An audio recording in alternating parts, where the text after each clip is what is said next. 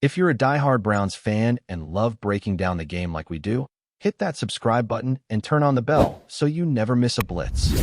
Put another painful mark in the loss column for the Cleveland Browns. Another Sunday, another heartbreak, another game that slipped through their fingers just when hope seemed to be within reach.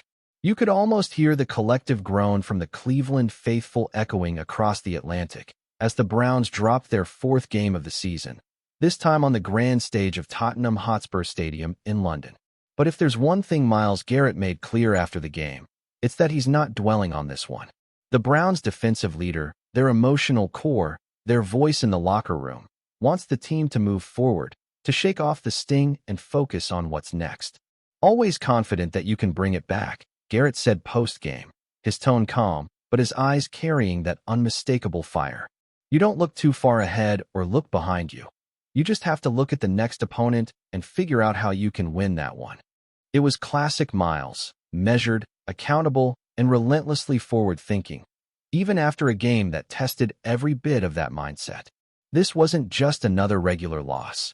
It was one of those gut-punch defeats that linger in the back of players' minds during film sessions and team flights. The Browns had this one. They really did.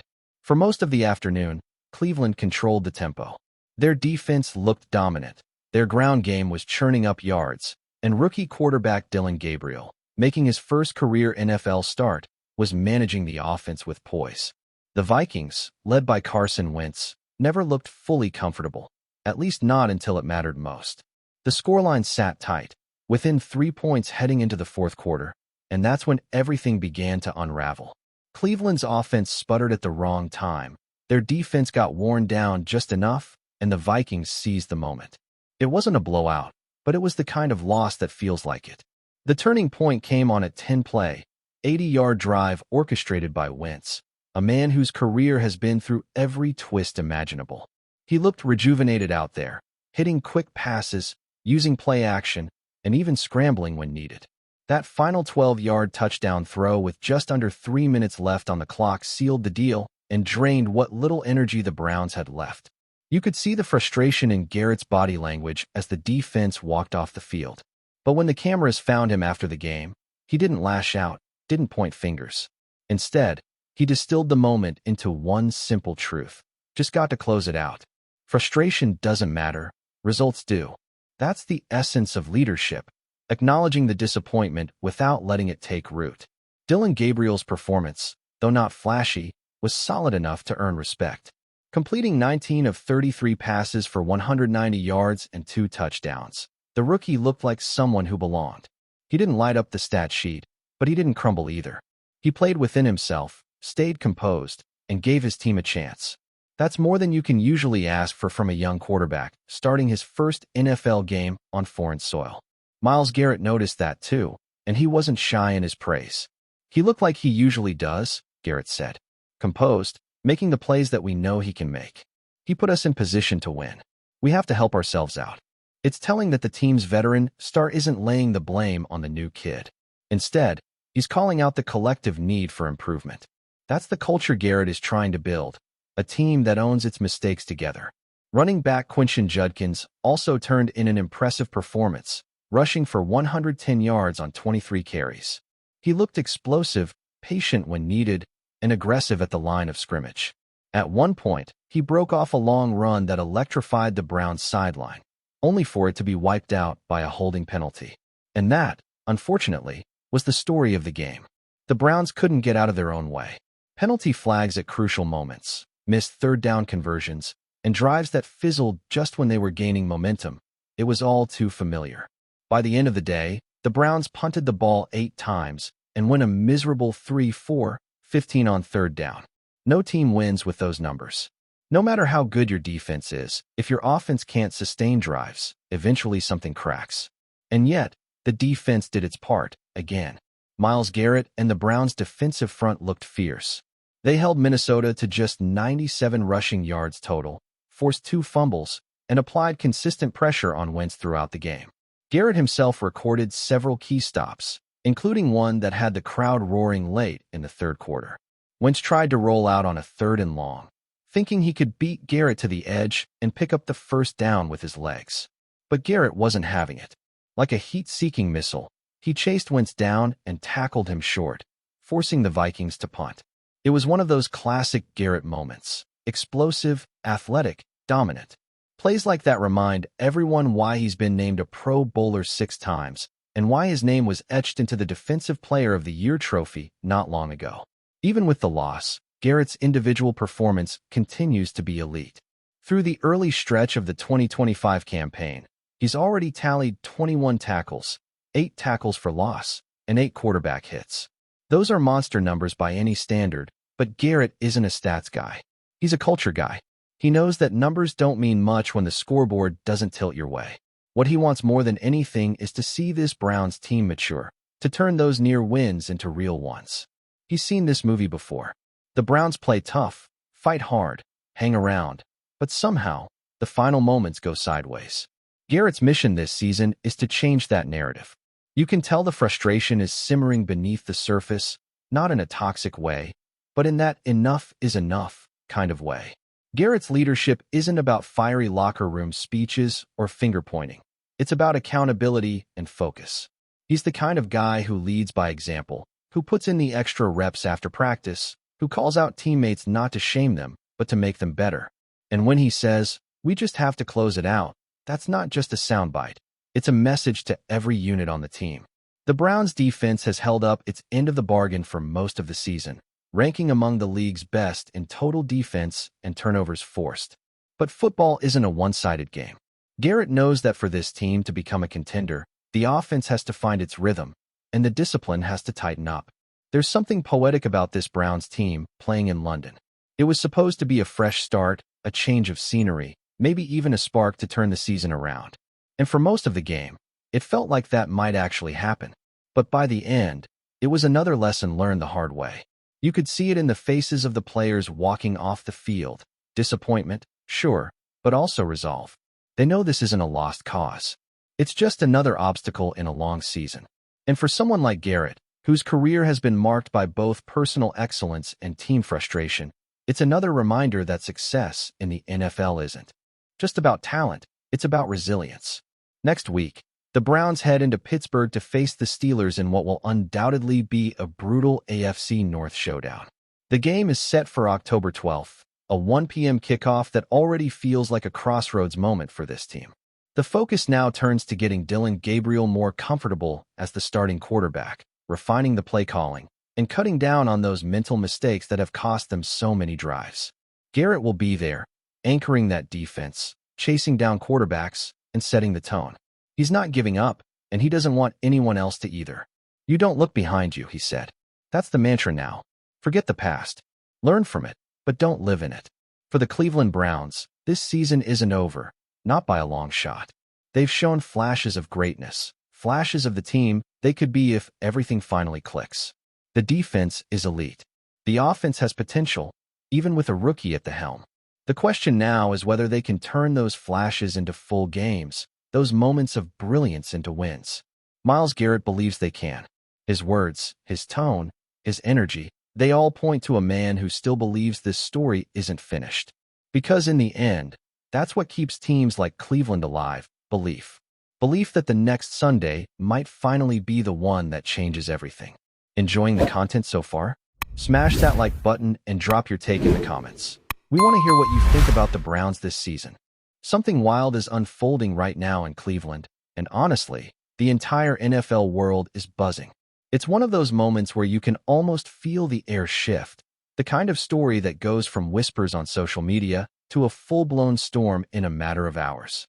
Reports, still unconfirmed by the league, but already making massive waves among insiders, suggest that Deshaun Watson, the Cleveland Browns franchise quarterback, has allegedly tested positive in a league-administered anti-doping test. Yeah, you heard that right. Deshaun Watson. Positive test. And if this turns out to be true, we might be looking at one of the most explosive developments in recent NFL memory, maybe even career-defining. This isn't just another minor controversy. This could potentially change the entire trajectory of his career and the Browns season. Now, before we dive too deep, let's get something clear. At this point, the league hasn't released an official statement. The Browns are, reportedly, gathering information. But multiple sources close to the team, the kind that usually know things before the general public, have been whispering that a flag test result has come back, and the NFL's disciplinary committee has already been alerted. If this is accurate, Watson could be facing an immediate provisional suspension while further analysis is conducted. And we all know how the NFL handles these cases: slow, deliberate, and wrapped in legal layers. But still, even the rumor itself is enough to set the internet on fire. Let's remember, Watson has been no stranger to controversy since entering the league. His journey from being a Clemson hero and first-round draft pick to becoming one of the most polarizing figures in football has been nothing short of a roller coaster. Between the legal troubles off the field, the massive guaranteed contract that shocked the entire league, and the constant scrutiny over his performance since returning to action, he's been under the microscope like almost no other player. And now, just when it seemed like he was starting to find some rhythm, this bombshell hits. You can almost hear the collective gasp across Cleveland. Fans who had started to believe again might be wondering if this is the moment everything unravels once more. The first whispers came late last night, apparently through a series of messages circulating among reporters who cover the Browns beat. A few claimed they'd seen an internal memo referencing an adverse analytical finding, which is basically code for a positive test before confirmation.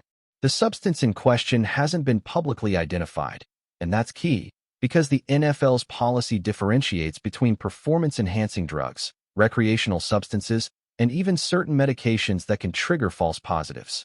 But the early talk is that this wasn't something minor like a mislabeled supplement. It might be a serious performance enhancer, possibly one of the banned anabolic compounds that fall under the NFL's strictest penalty category. If that's the case, the minimum suspension could start at 6 games and go all the way to a full season. Think about what that means for Cleveland. The Browns went all in on Watson, guaranteeing him a record-breaking $230 million, fully guaranteed. That's not just a contract, that's a franchise identity decision. They bet their entire future on him. And now, if he's sidelined because of a doping ban, it's not just a hit to their on-field performance, it's an earthquake for their front office, their locker room, and their reputation. The organization's top brass, Andrew Berry, Kevin Stefanski, and the Haslam family, have spent years defending the decision to bring Watson aboard despite all the controversy. They said they believed in his character, his commitment, and his leadership. But this cuts right to the core of that narrative. If he's guilty, it's going to be almost impossible to rebuild trust with the fans, with the media, and even within that locker room. And of course, social media is already running wild. You open X, Instagram, or Reddit right now, and it's chaos. Some fans are furious, saying this confirms what they've been afraid of all along, that Watson was never the right guy to lead this team. Others are defending him, arguing that we should wait for official confirmation before rushing to judgment. Some point to the possibility of contaminated supplements or even mishandled testing procedures, both of which have happened before in the league. Remember Julian Edelman's case? Or even DeAndre Hopkins. Both players claimed innocence, and those suspensions stuck. The debate never really ended. So yes, there's a world where Watson's camp will fight tooth and nail to clear his name. Expect statements, appeals, maybe even legal maneuvers.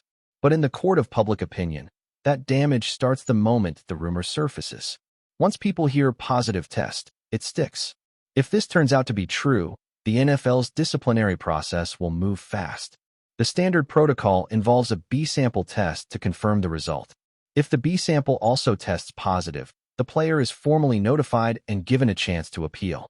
During that period, depending on the severity of the substance involved, the player can either continue to play or be placed on an exempt list. Given Watson's profile and the level of scrutiny surrounding him, I'd imagine the league would lean toward an immediate hold. And let's not forget, the NFL has been trying to project a tougher stance on integrity-related issues. A star quarterback testing positive for banned substances would be a nightmare scenario for the league's image, especially after so many public efforts to rebuild trust in its testing system. From a football standpoint, the implications are brutal.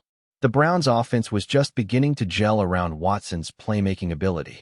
The chemistry with Amari Cooper was improving, the offensive line was holding up better, and there was even a faint sense of optimism in Cleveland, something that's been painfully rare in recent decades.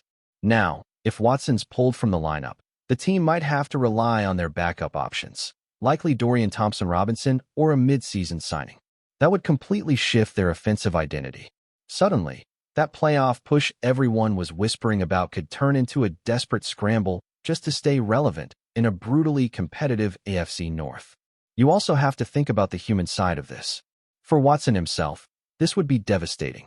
After everything, the suspension for off-field conduct, the public backlash, the uphill battle to reclaim his image, this could be the blow that his career never fully recovers from. NFL history is full of redemption arcs, but it's also littered with careers that crumbled after repeated scandals. If he's suspended again, particularly for something tied to performance enhancement, the narrative might shift from redemption to disappointment. The label of untrustworthy would follow him everywhere, and that's a hard one to shake. Sponsors could start pulling out. The Browns could even explore contract clauses, though given the fully guaranteed nature of his deal, that's a legal quagmire all on its own. Insiders are saying the Browns facility today is tense, like nobody's really talking. Players are whispering, coaches are avoiding eye contact, and the PR team is on high alert. You can't overstate how much this kind of rumor shakes a locker room. Guys start wondering if what they're building is real or if it's about to collapse. It's not just about losing a player, it's about losing faith. And faith, in the NFL, is everything. Now, it's worth considering the timing of all this too. Why now? Why in the middle of the season, when the Browns were starting to show signs of life? Some conspiracy-minded fans are even suggesting rivals might have leaked this to disrupt the Browns' rhythm. Which, of course, sounds wild, but it's not unusual in the chaotic world of professional sports where information leaks are often strategic.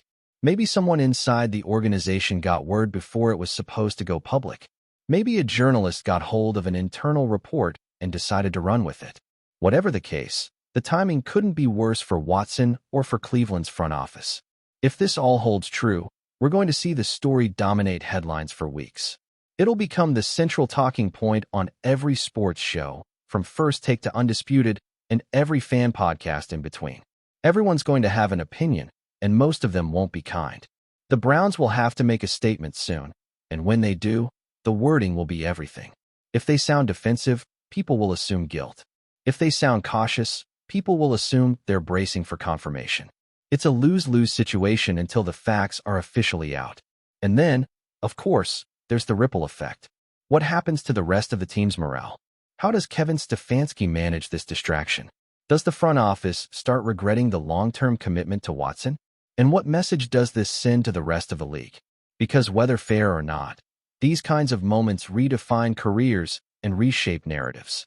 Once you're associated with a doping allegation, even if you clear your name later, there's always a shadow that lingers. It becomes part of your legacy. And for someone who's already been through years of public battles, this might just be the toughest storm yet. At the end of the day, everyone's waiting for one thing: confirmation. The league will have to speak, Watson's camp will have to respond, and until that happens, we're stuck in the eye of the storm, swirling rumors, half-truths, and speculation everywhere. But make no mistake, if the test result holds, this is going to be one of the defining stories of the NFL season. Deshaun Watson, once again, at the center of chaos.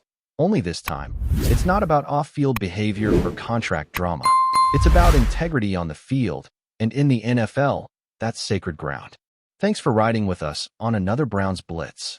If you liked the video, share it with a fellow fan, hit subscribe, and ring that bell so you're always part of the Dawg Pound conversation. Go Browns!